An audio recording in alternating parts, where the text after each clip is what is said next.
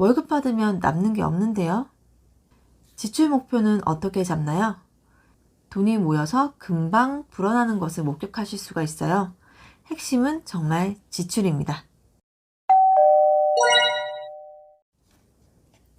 안녕하세요. 별난주비입니다. 7월, 휴가는 다들 다녀오셨나요? 더운 여름 휴가철에 지출이 발생하기 쉬운 상황이 많이 발생하는데 방심하면 깜짝 놀랄 만큼의 지출 금액이 쌓이는 경우가 많은 것 같아요. 직장에서 선배님이 그러시더라고요. 내 가족 휴가 다녀왔는데 별거 안 했는데 200만 원 썼다고. 국내 여행인데 말이죠. 무엇이 문제일까요? 물론 여행 가서 돈을 쓰지 말라는 게 아니고 계획적인 지출이 아니었다는 데서 문제가 발생했다고 생각합니다. 계획해서 쓴다는 거 힘든 일입니다. 일일이 계획을 해도 그것을 실천하기에는 변수가 많기 때문이죠. 그럼 어떻게 해야 할까요? 큰 틀을 잡아두는 것, 상한을 두고 노력하는 것. 이 정도는 세부적인 계획 없이 마음먹으면 할 수 있어요.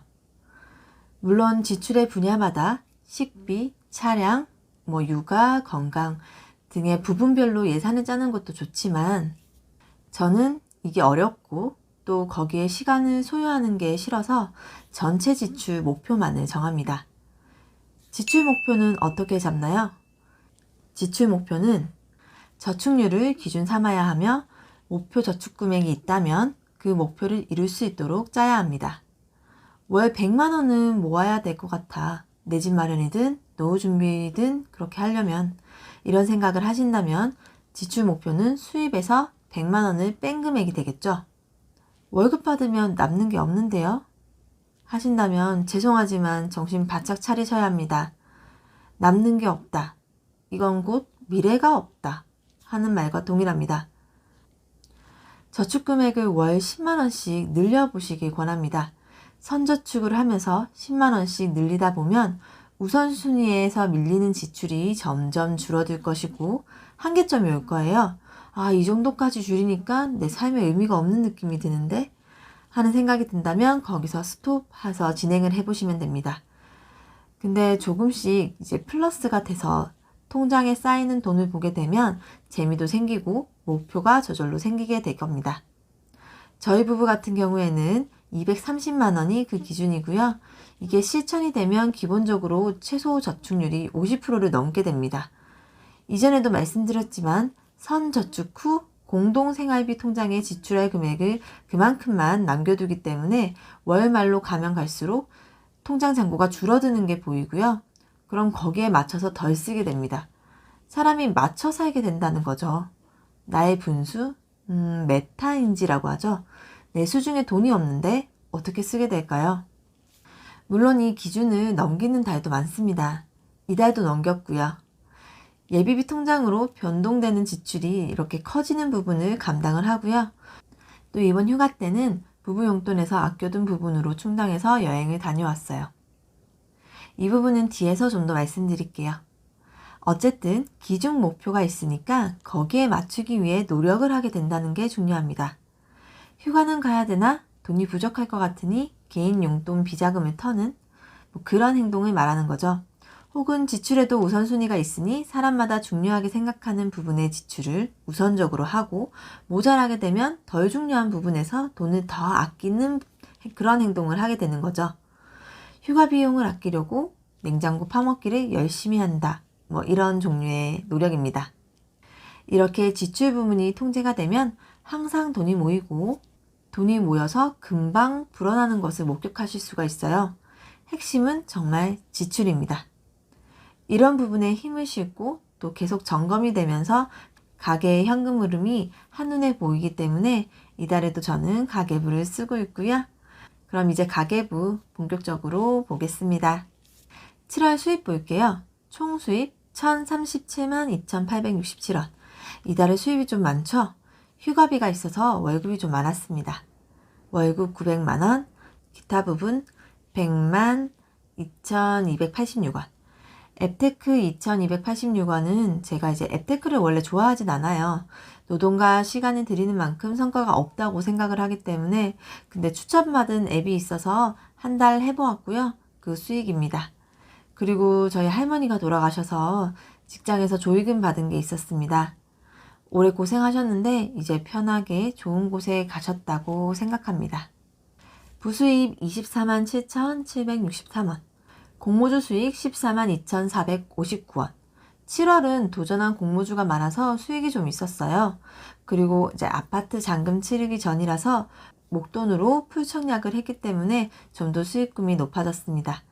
이번에 손실을 본 공모주도 있었지만 큰 수익이 난 것도 있어서 상세가 되었습니다. 주식장이 안 좋기 때문에 좀 더 신중한 투자 판단이 필요한 시기인 것 같습니다. 외화투자 68,884원. 이거는 엔화투자로 환차익을 거둔 거예요. 한 달간 조금씩 배운다는 생각으로 실천을 했는데 총 투자금 300만원에 대한 수익률이 연이율로 따지면 20%가 넘어갑니다. 사실 300만원을 다 쓰지 않았기 때문에 30%도 넘는다고 보여지네요. 꽤 쏠쏠하고 매력적인 것 같습니다. 쿠팡 수익 36,420원. 이거는 쿠팡 파트너스 수익이고요. 금융소득 122,2,818원. 요건 토스이자 122,700원 있었고요. 꽤 쏠쏠했던 토스이자도 아파트 잔금 정리를 하고 이제 이달이 이렇게는 마지막인 것 같네요. 다시 열심히 저축해야겠죠? 결산이자 및 인증 118원. 다음은 지출입니다. 총 지출 256만 6,046원. 지출이 앞서 말씀드린 230만원이라는 기준을 넘겨버렸습니다. 용돈 90만원, 저희 부부는 230만원 지출 중 80만원이 각각 부부 용돈 40만원씩 용돈 나가는 거고요. 그 부분은 개인적으로 활용하는 부분으로 핸드폰, 통신비, 그리고 각자 실비보험, 개비 등 이렇게 활용을 하고 있습니다. 이 부분은 개인적 활용도에 따라서 남기도 하고 부족하기도 하지만 저희 부부는 항상 성향상 조금씩 남는 것 같습니다. 그래서 이번 휴가 때도 각자 조금 더 용돈에서 각출을 해서 보태서 다녀왔어요. 하나리조트 회사 회원권으로 10만원 숙박비 있었고요. 이거를 개인 이제 용돈에서 각출해서 쓰다 보니까 가계부에는 기록되지 않았습니다. 그리고 부모님께서 해외여행을 가시게 되었는데 여비로 많이는 못 챙겨드리고 10만원 챙겨드렸습니다. 육아 48만 1,388원, 학비 37만 9,908원, 아이 교육에 한참 고민 중이에요. 5세이지만 앞으로의 방향성과 방법을 고민 중이고 눈높이와 아이북랜드 비용은 학습지인데 아이북랜드는 북코칭이라고 독서 교육을 해주는 거예요.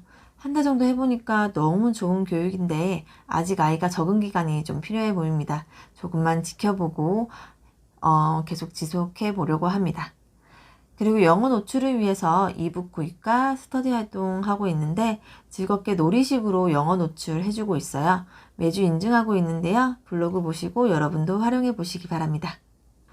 어린이집 식비 6만원, 육아용품 28,180원. 이건 물놀이용 구명조끼 구입했고요. 유용하게 활용했습니다. 장난감 13,300원. 수영성 분필 구매했어요. 밖에서 한번 쓰고는 화장실에서 주로 사용 중입니다. 아이가 마음껏 낙서할 수 있으니까 좋은 것 같아요. 건강 부분 22만 2,420원. 보험료 19만 6,860원. 그리고 병원 2만 1,150원. 아이 콧물 때문에 치과 검진 이런 식으로 병원에 다녀왔고요.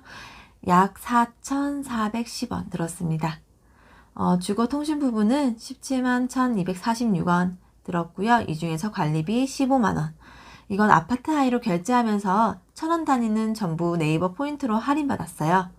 네이버 포인트 열심히 모으시면 활용해 보시기 바랍니다. 친구 추천 캐시 지급받고 가입하시려면 아래 추천 코드 확인하세요. 인터넷 2만 1,246원 있었고요.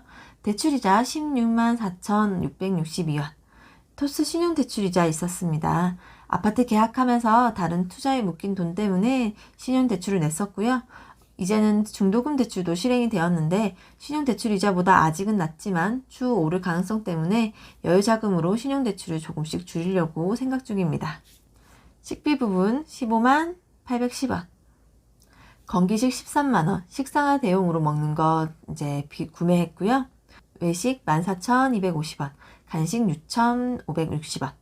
식비가 적게 드는 것은 여러 번 말씀드렸지만 저희가 식료품을 보통 10만원 내외로 구매를 하는데 신랑 복지카드로 월 10만원 정도가 충당이 되고요. 사실 시댁에서도 많이 도움받아서 그 이상의 식재료를 사는 일은 많이 없어요. 대부분 간식이죠. 이달은 외식이 치킨 한 번이 끝이었네요. 사실은 휴가 가서 외식을 했지만 휴가 때도 개인 용돈에서 각출해서 쓰다 보니까 가계부에 적힐 외식은 없었습니다. 생활용품 11만 400원, 자파소모 9만 5,400원. 아시는 분 집들이 선물 있었고 공기청정기 필터, 잉크 카트리지 구입이 있어서 비용이 좀 나갔습니다. 필터, 카트리지 이런 소모품이 더 비싸다는 생각이 드는 것 같아요. 주방 욕실 15,000원, 이거는 식세기 렌탈료 지불했고요. 경조사 회비 10만원, 조의금 나간 거 있었습니다. 기타 79,000원, 요거는 아파트 관련 중도금 대출, 인지세 나갔고요. 각종 서류 발급 수수료 있었습니다. 문화생활 75,000원, 아이랑 유람선도 타고 물놀이장도 가고 동물들이 있는 실내 버드파크도 방문하고 이런 등등의 활동들을 했고요. 이제 하고 싶은 게 많은 5세이기도 하고 엔데믹이라서 좀 더 자유롭게 다닐 수도 있고 이런 이유 때문에 아이랑 체험하는 걸 하다 보니까 입장료가 생각보다 많이 드는 것 같아요. 하지만 이것은 아이가 경험을 넓힐 수도 있고 또 가족과의 즐거운 시간을 보내는 것이니까 조금 더 할인받을 방법을 열심히 알아보고 무리하지 않는 선에서 지속해 보려고 합니다. 이거를 조금 더 늘리려면 다른 부분에서 지출을 좀 줄여야겠죠? 공과금 세금 61,120원, 재산세 지출되었고요. 교통차량 5만원, 하이패스 비용 나갔습니다. 이달은 아이랑 놀러 다닌 비용과 교육비 지출이 좀 컸습니다. 교육비는 처음이라서 한 달 반이 결제가 되어서 좀 커진 게 있었어요. 학습지가 많아서 올해까지는 이런 식으로 진행을 해보고 아이가 유치원에 가면 시간이 좀 부족할 수 있으니까 정리를 좀 할 생각입니다. 엄마표 학습으로 많이 돌려볼 예정이에요. 아이가 제 맘대로 따라줄지는 모르겠지만 꾸준히 노력해 보려고 합니다. 총 저축 금액 726만 4천원 있었습니다. 이달은 저축량이 좀 많죠? 저축률로 따지면 70% 정도 달성했어요.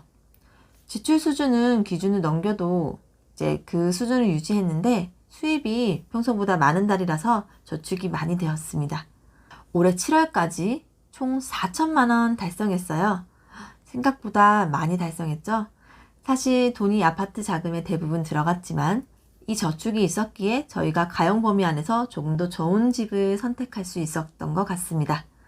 얼른 돈 모아서 또 투자로 이어가고 굴리고 불리고 또 키우고 싶어요. 긴 영상 봐주셔서 감사합니다.